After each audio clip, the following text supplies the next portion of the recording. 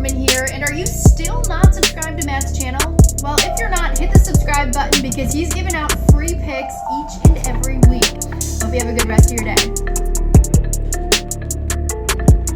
UFC Vegas 83 Song versus Gutierrez back at the Apex. This one is supposed to be in China, guys. Remember, some issues over there. So it is at the Apex. Main event that, could be some fireworks. No one really asked for this one. But could be a good fight if it plays out, on the feet for the most part. It's not a great card overall from a betting standpoint especially. But, we got the big UFC 296 coming up next week to end the year. Excited for that card. Excited to break that card down next week. Let's get right into it. Let's get into it. Personal plays for this card at all sports at systemsportscapping.com or link.me/systemcapping. Long-term packages always recommended, guys. But we have packages for all shapes and sizes over there.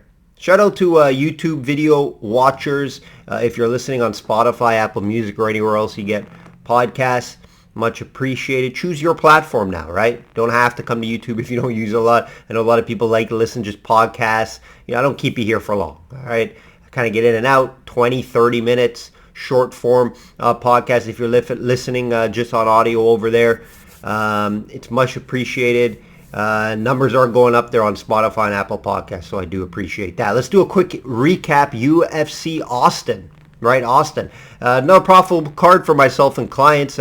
Getting back on a streak here in the UFC. All over Sean Brady. Full unit there at a good price. I got at minus 118. A lot of the markets was minus 120, 125. Got a good price there. Just domination with his grappling. And that's what I expected. I expect him to be the much better grappler. Calvin just looked very weak in there. Even Brady said when he grabbed him, he was just so much stronger than him. And, when you're cutting down, that could happen, right? And that's what happened here. We always knew that Calvin's defense, takedown defense, was not great. So Brady was going to get fight down to the ground. Was he going to be able to keep him there? Oh, he definitely was. Found a submission late in that fight in the third round. I think that was very important for Brady to get a finish in that fight. Just dominate with the grappling. He's going to be a handful if he can keep it all together. Right? He'll probably get a higher rank. Well, Gasson wasn't even ranked because he wasn't in his division, right? I expect Brady can get maybe a top 5 guy next. So that'll be interesting to see who he gets. But it's a nice win on the resume. Nice win on the resume. Looked very good doing it. I also hit a 2-fight parlay. We had Silva over Guida. A little closer than I expected. He did win the fight. Obviously more active, landed more shots. Guida just really didn't do much in that fight, even though he was kind of hanging around in that fight for the most part. So yeah, we're on that. We're also on the Font and Figgy fight to go over in rounds that hit for us. So it was a good night. We're moved to 70% on 2-fight parlays on the year. That's the highlight in the UFC this year, and very, very happy with that. Shout out to Arman in the main event, right? What an impressive finish. I expected Arman probably to win the fight. I personally did not bet it due to the price. But I did expect him to win the fight. I did give it out here for video purposes last week. I didn't expect it to go like that, right? I don't think anyone had a 30-second finish for Arman, right? But, he has shown at times there used to be a bit chinny. I did mention that last week as well, and it showed. It showed. When you get knocked out badly your fight before, sometimes that carries over. Right, and it carried over here. Arman shows that he's the real deal. I don't think he's far from a title shot. Maybe one more fight. I would like to see Arman fight maybe a Justin Gaethje or Dustin Poirier. A big-time guy that shows he's been there, done that. That would be a great fight against either guy. I don't know if Poirier would take it. I don't think Poirier would take it towards the end of his career here. I think Poirier wants money fights, bigger names. So I get that, but Gaethje will fight anybody, right? Gaethje will fight anybody. And if they do give Charles that title shot again, I expect Gaethje and Arman to fight. And that would be interesting. Does Charles deserve it again? I think I'm just going to run through him again, guys. I would love to see the Arman versus Islam fight, the rematch.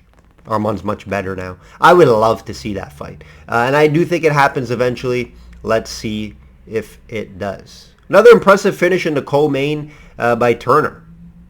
Refs needs to get fired for that. He probably stopped that about 10 seconds too late. Very, very tough to watch, right? Especially a veteran like Bobby Green. He got caught. He had some success early in that fight. He just got caught in the feet, right? Maybe got a little too cocky. Turner hits hard.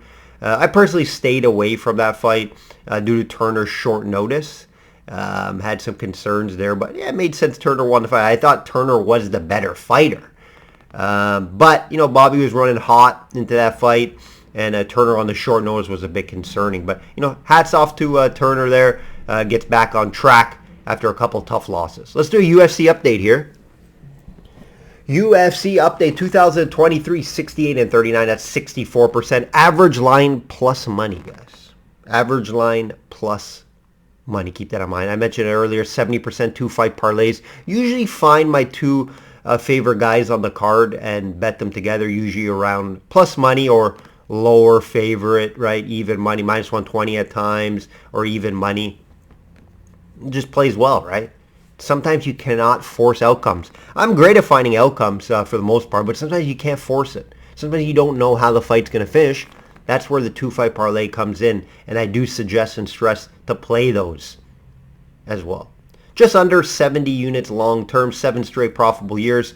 It will be 8 by the end of the year, only a few more weeks left. Quick PGA update since it's done. It's done for the year, guys. We had the best year in the PGA ever for the system. 16 outrights, over 30,000 in ticket value on the year, highlighted by Brian Harman at plus 11,000 to win the Open. Just ton of value there. And just 3 weeks earlier, we had Grillo plus 8,000. Nice prop market, also over 20 units. And long-term, over 92 units in the prop market. No profit at the end of the year at the Hero. Was disappointed about that. But back January 4th, a month off in the PGA. We're just going to continue to profit and beat the PGA market long-term. First month in a bit where I was not profitable. Remember, we came off the 9 straight profitable weeks, which is over 2 months. 2 months ago? I think it was around 2 months ago. And we had our first no profit, all combined sports, right? I handicap anywhere from 5 to 7 different sports combined. We did not have a profitable month. Expecting a good month here in December. NHL's been very surprising so far to start the year. NFL this past month up and down with no profit. So I expect December to be very good. UFC is always very consistent. We have back-to-back nice profitable cards there. And again, you're not going to profit every month if you're doing this full-time, guys. Right? You're going to have a few down months throughout the year. Ways how you're going to bounce back and have it limited, right? It wasn't like a huge hit or anything. A few units here and there on a few sports, right? So expect a big month here in December. It's probably the best time to get on board now after a losing month. Let's hear from my friend Kristen before we get into this card. For you sports bettors out there, let's be honest, you probably need a little bit of help beating those books.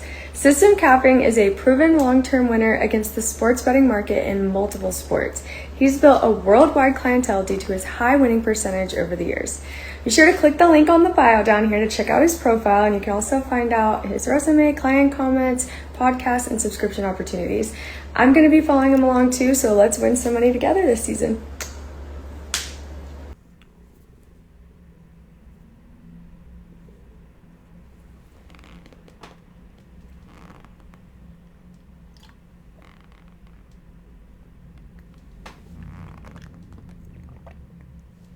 Shop around, guys.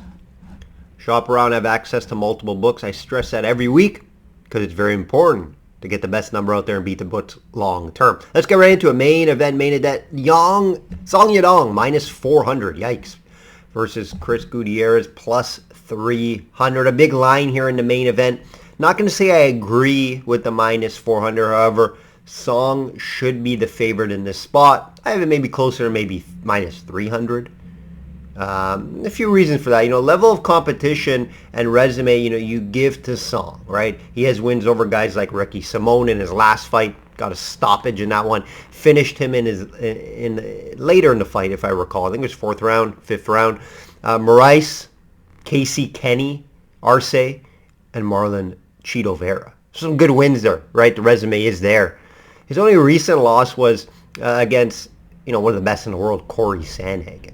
Where he looked okay in that fight, but he got stopped late due to a doctor's stoppage. Right, with Gutierrez, his best win was, against an old Frankie Edgar. And just 2 fights ago, Pedro Munoz handled him for 3 rounds. We know what Gutierrez wants to do, right? Use his kick game, hurt the leg, compromise the leg so you can't come forward. And he's going to definitely want to try to do that against Song, where Song likes to come forward, uses power in boxing. Chris has some nasty leg kicks. And he has stoppages, which you don't see much, right? He has 2 stoppages with leg kicks. This is what he likes to do. One in the UFC against Vince Morales. Sorry, I read that wrong here.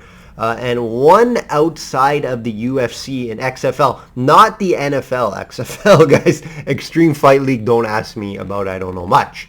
Song, I expect to mix it up, though. I don't expect him to try to come forward and bang. He has some wrestling in his pocket. He could grapple, he could wrestle, use some of that wrestling. American Top Team, right? He trains wrestlers all day. I expect him to try to mix this up, right? I do think he uses some wrestling here, some grappling. I do think he has the advantage there. We know Song likes to come forward and bang and box. But I don't think that's probably his best game plan here. I think it's to mix it up and make it an MMA fight. Now, if he's having success avoiding the leg kicks, boxing, going in and out, right, jabbing, getting in there, using a big shot, and avoiding the leg kicks, sure, stay with that path. But if Chris is really chewing up that leg, which I think is his only path to win this fight, is hurt Song early in this fight with the leg kicks. Compromise his movement, right? Song wins fight due to his great movement, in and out power, and great boxing. That's how he wins his fights. So if Chris is able to compromise that leg early, I think he has a chance to win this fight.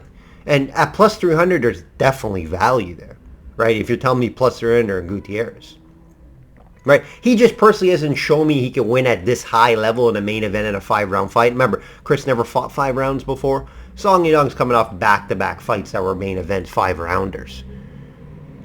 Right, so it's hard for me, if you ask me just who's going to win this fight without looking at lines, yeah, it's going to be Song Yadong, right? I would back Song Yadong in this spot due to, the recent success against higher-level guys, the 5-rounders, like I mentioned, and just his all-around skill and game, training where he trains. Gutierrez just hasn't shown me he can beat a top-level guy like Song Yadong. So the play, obviously, for video purposes is Song Yadong. It's just the pricing. It's tough to get to. And if you look at an outcome here, I think it's very tough. Right? Both guys are very durable. Gutierrez never finished in the UFC.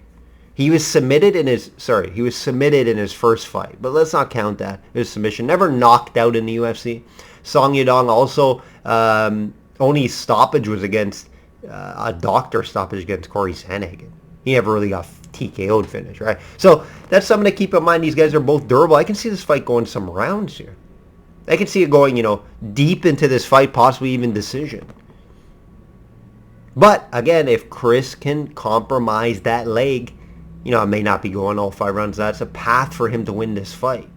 But when you're backing on, I hope Chris compromises his leg so Song really can't move as much, and then somehow Chris gets a finish because the leg is compromised. It's a tall task, and it's maybe a longer shot than you want, right? At a plus 300, right? So that's also hard to get to, too. And, Song Yadong's going to have the game plan to avoid the leg kicks.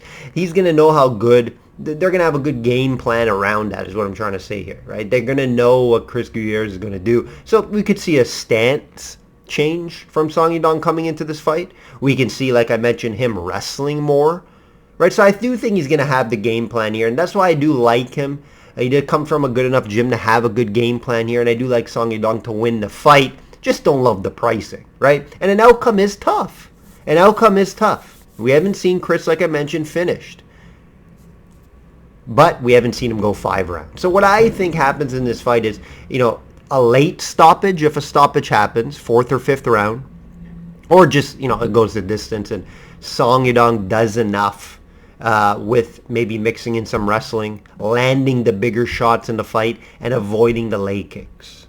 So this is where I would back Song Yadong. Just don't love the price. And it's difficult for me to back for clients just due to pricing. And an outcome is unsure in my eyes. So this won't make my client card. I'll enjoy the fight. Hopefully it's a good fight.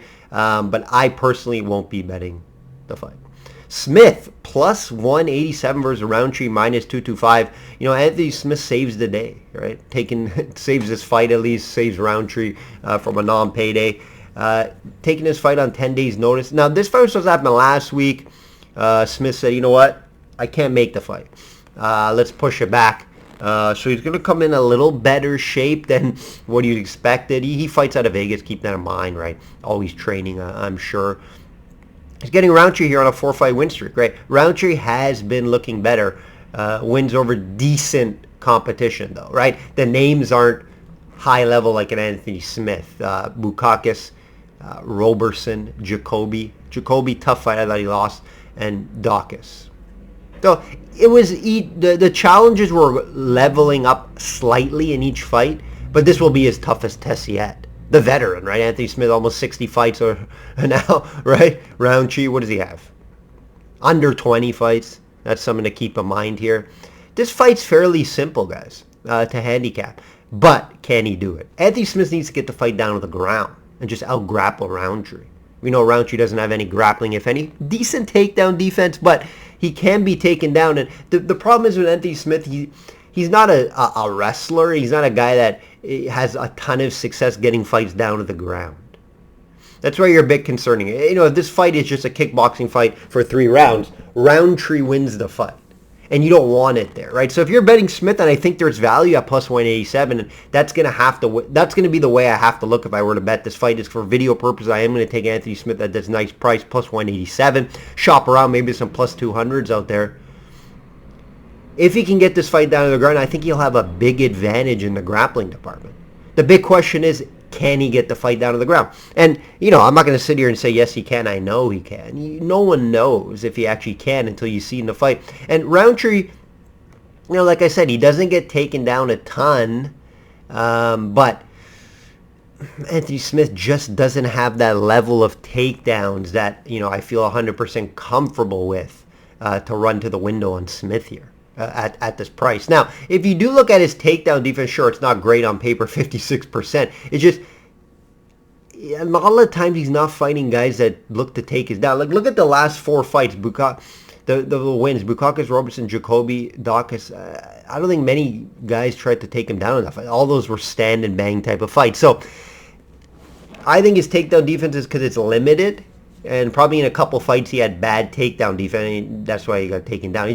The competition that he's fighting are been more strikers. So if Anthony Smith goes to the approach, let me try to get this fight down to the ground, and continue to try to get this fight down to the ground. If he gets at one point, he can find a submission. Roundtree has been submitted in the past. And if you can get Smith, like, I'm looking at submissions here. Give me a sec. Looking at the book prices, yeah, there's some like plus 600s out there. Anthony Smith by submission. Now, there's value there. Now, again, you're backing on can the fight get down to the ground. I get it. But Smith has a ton of submissions on his career, right? And Roundtree, that's where he's going to be vulnerable. So I'm going to say there's value here on Anthony Smith. But if this fight stays on the feet and Anthony Smith can't get it down to the ground, it could be a long night. Could be a long night, right? Roundtree's heavy kicks, throws heavy, could hurt Smith at some point in this fight. So value here on Smith, plus 187, even more value on the submission. Longer shot, I get it. You got to hope a lot of things go right. But concerns also with the short notice, right? Can Smith, if he does get success to getting the fight down to the ground, can he do for 3 rounds? I don't know, right? A little older now too. Tough to back Roundtree at minus 225 versus the toughest guy he's fought. Right? You got to play that in factor here. But value here with Smith at plus 187, even more with the submission. If you want a smaller unit shot, take a shot there. But you're banking on Smith gets his fight down to the ground. Hawkparas minus 200 versus Malarkey plus 170. This could be a fun one, right? This could be a fun one. Both guys like to strike and come forward. Haqparast is a guy who, he was highly praised earlier in his career. I think they rushed him a little too quick. He never really lived up to the hype. He's a guy that when he steps up in competition, guys like Hooker and Bobby Green just doesn't show up.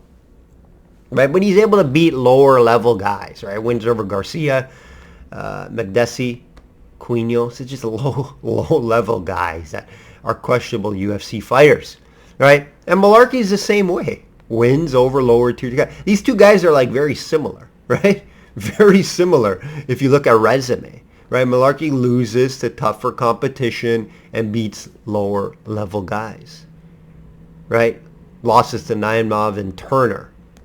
Yes, that's Turner. We just saw knock out Bobby Green very quickly. That's a tall task for Malarkey. But he does get hurt in fights, but he's also tough. He comes forward. He's able to take a shot. Not easy to take down. I think both guys are fairly well-rounded, but I think Haqparast has a little more volume and where it could win the fight. This fight could go decision.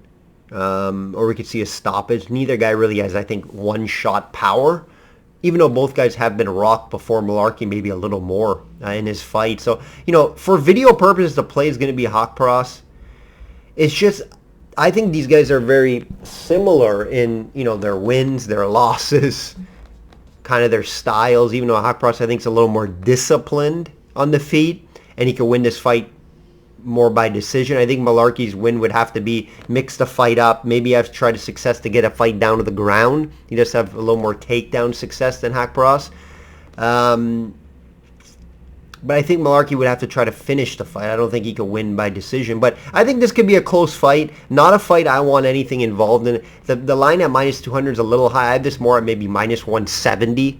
Not way off here. But, play is going to be Haqparast for video purposes. This is not going to get my clients money. But I think Haqparast does enough. I think he does enough here. He's on a little bit of a win streak here. So let's see if he can turn it around later in his career. Elliott minus 138 versus Muraji plus 110. Remember this fight all is supposed to be in China. A lot of Chinese fighters on this card. We know the story here, right? Elliott will want to wrestle and get this fight down to the ground, and he can get down this Chinese fighter down to the ground. We have seen it in the past. But keep in mind, guys, this is why I say pass, right? I always like to give you that pass and stay away type of fight. This is the one. And, Elliott's taking this on like 5 days notice, maybe even less, right? And his path to win fights is chain wrestle. Can he do it for 3 rounds, right, on short notice? I'm sure he's been training, sure. But is he cardio level in a 3-round fight where he wants to chain wrestle against a bigger guy? Stay away from this one, guys, right? Munoz has power on the feet. He could hurt you. I think he's going to be fairly strong. He has been taken down in fights prior. Right, both guys are moving up in weight. Keep that in mind, even though Elliott is as well. But, Elliott's coming off that fight where he gassed in the 3rd round and he got submitted. It's a high-level guy, yes. I wouldn't put Muraji as a high-level guy. It's just the questions with the 5-day notice. It's just tough for me to bet those fights. Why would I put my hard-earned money fight on, a guy who I think should win this fight because he's going to be able to get the fight down to the ground, but what if he gasses later in this fight due to the short notice? And that's a high possibility. So these are fights where I say avoid betting because there's concern. Why put your money on, a guy? Was he training? Is 5 days notice going to be enough? It just stay away from me. Stay away.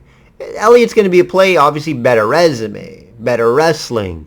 So video purpose will be Elliott, but pass on this fight from betting it against the market. Just stay away from this one. If Elliott's able to wrestle for 3 rounds, show his cardio, maybe even get a submission. Submission is possible. That would be better for him early in the fight because he's not going to want to go the 3 rounds due to the short notice. But Elliott will be a play for video purpose. I say stay away on the books. Park minus 175 versus Munoz plus 150. A fun fight to open up the main card. I kind of like this fight. Some value here with Munoz to bounce back after 2 straight losses. And it's against better competition, right? Munoz went on that nice run. They moved them up to guys like Paul Craig and Allen. and he just wasn't successful, right? Park coming into this fight on a 4-fight win streak. It's just against low-level guys. Durev in his last fight, nice win, but it's lower-level guys, right? And what I like about Park, though, he comes forward. He's actually a fun guy to watch fight. Comes forward, can take a shot. Even though he's been rocked in fights, he can take a shot. You could take him down, though. And that's why I think Munoz does have a path here. If he's able to get the double A, get the takedown, I think the submission attempt is live on Munoz. See, Munoz has 15 submissions in his career, guys. Right? Park has been submitted twice. So that's going to be the path for Munoz to win this fight. The problem is with Munoz, two things. One, the cardio, right? It dies out later into the fight. I have concerns with Munoz's cardio. Right? And does he have it? Like, is he a grinder? Does he have the heart? Does he have the will? Like Park does. I've seen it in fights where he's losing the fight and he turns it on later in the fight. He has the cardio. Right? So if this fight gets into the third round, it's going to be a Park advantage. And that's why I get why he's favored here. Right? He's on that nice streak. He is well-rounded. He has a submission game himself with 6 submissions. He's not going to submit Munoz, I don't think, right? Munoz is a high-level black belt. Even though Allen did submit him last time out, he was in that fight with Allen. We know how good Brandon Allen is. Maybe a title shot one day. Munoz was in that fight early, but then he got submitted. I think Munoz bounces back. It could be a close fight. You're banking on the fight not to go 3 rounds, and if it does, you got to hope his cardio is better for this fight. I like sometimes guys back against the wall off back-to-back losses. And where he has an advantage, and he has the advantage in the grappling. So you're banking on, again, him to get this fight down to the ground. Park has been taken down in most of his fights. Keep that in mind. So if Munoz gets his fight down to the ground, finds a submission attempt, I think he's live there. So there's value here on Munoz. Video purposes, I'm going to play Munoz. If you can get a submission prop out there at a good price, maybe smaller unit there. But live, Munoz at plus 150. Just hope it doesn't go deep in the fight, and that will and that grit and that cardio disappears, right, from Munoz. That's what I've seen in multiple fights. So hopefully, he controls it on the ground, where I do think he has an advantage. That will do it, guys. That will do it. Big card next week. Looking forward to that. A couple sneaky good fights on this card. Maybe decent. We may see some good fights, even though the name value is not there. I think some of the matchups could be good. Maybe not the best from a betting standpoint, but there is some value on the card that I talked about here. So hopefully you guys do hit some of those. Like I always say, guys, bet smart and know your limits. Take care.